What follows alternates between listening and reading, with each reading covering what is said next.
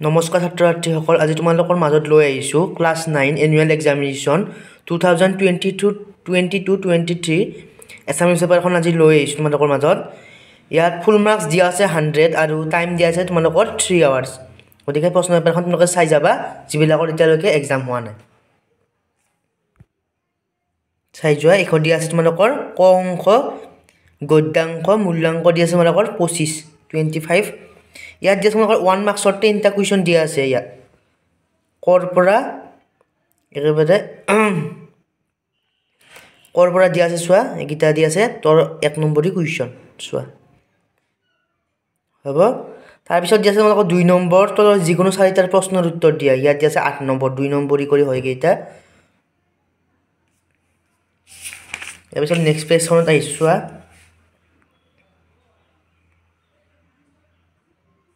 এখন দিয়া আছে তোমালোকৰ কুৱেশ্যন পেপাৰ।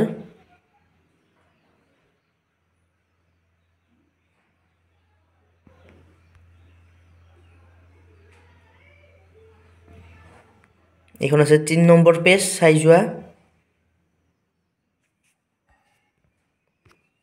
এখন আছে 3 নম্বৰ পেজ।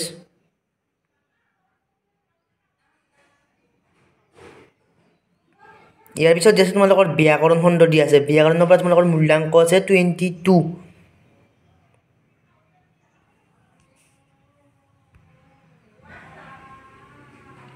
ব্যাকৰণ দিয়া আছে, সন্ধি ভাঙা দিয়া আছে, নত্যবৃদ্ধি সত্যবৃদ্ধি হোৱাৰ কাৰণ দিয়া আছে, সমাৰ্থক শব্দ, বিপৰীত শব্দ, প্ৰত্যয়, অনুৰূপ শব্দ এইবিলাক দিয়া আছে ব্যাকৰণ খণ্ডত হয়। ইয়াৰ পিছত আহিছে তোমালোকৰ পেজ নম্বৰ 4। ইয়াতো গ্ৰামাৰখিনি আছে বাৰু, ভাৱ সম্প্ৰসাৰণ কৰা আছে আৰু এটা ৰচনা আছে। ৰচনা চাই যোৱা কি কি আছে। প্ৰিয় সাহিত্যিক, ছাত্ৰৰ কৰ্তব্য, অসমৰ প্ৰাকৃতিক সৌন্দৰ্য।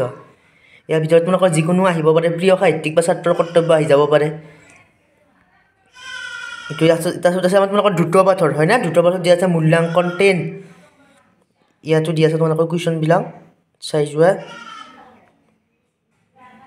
হ'ব। এইটো আছিল পেজ নম্বৰ 4। ইয়াত তোমালোকৰ পেজ নম্বৰ আছে 5। ইয়াত তোমাৰ দ্ৰুত পাঠৰ কুৱেশ্যন দিয়া আছে হ'বনে। এইটো দিয়া আছে। ইয়াত তোমালোকৰ কিছু অংশ দ্ৰুত পাঠৰ পৰা গ্ৰামাৰ দিয়া আছে, যিহেতু শব্দ এই সমাৰ্থক শব্দ দিছে, বিপৰীত শব্দ দিছে তোমালোকৰ, লগতে বিপৰীত লিংগ দিছে, আধুনিক ৰূপ লিখিব দিছে।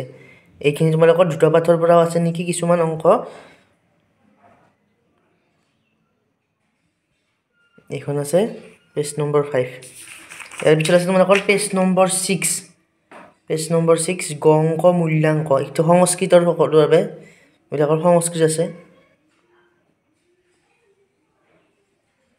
এইখন আছে পেজ নম্বৰ 6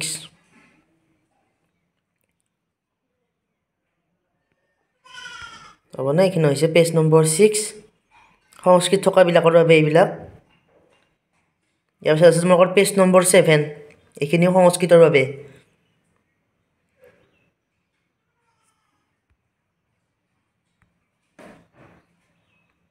এইখিনি সংস্কৃতৰ বাবে দিয়া আছে।